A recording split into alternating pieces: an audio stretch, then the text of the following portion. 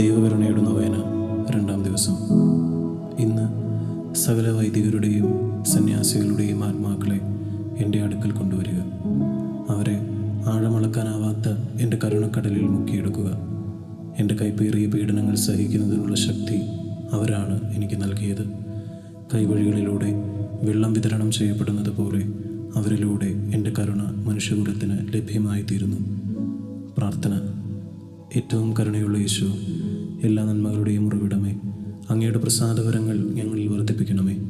കരുണയുടെ പ്രവൃത്തികൾ ചെയ്യാനും അതുവഴി ഞങ്ങളെ കാണുന്നവരെല്ലാം സ്വർഗത്തിലുള്ള കരുണയുടെ പിതാവിനെ പുകഴ്ത്തുവാനും ഇടവരട്ടെ.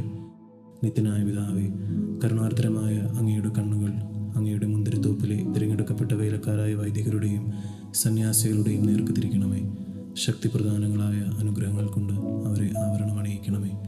അങ്ങയുടെ തിരുക്കുമാരൻ്റെ തിരുഹൃദയത്തോടുള്ള സ്നേഹത്താൽ മുദ്രിതരായിരിക്കുന്ന അവർക്ക് അങ്ങയുടെ ശക്തിയും പ്രകാശവും പ്രദാനം ചെയ്യണമേ.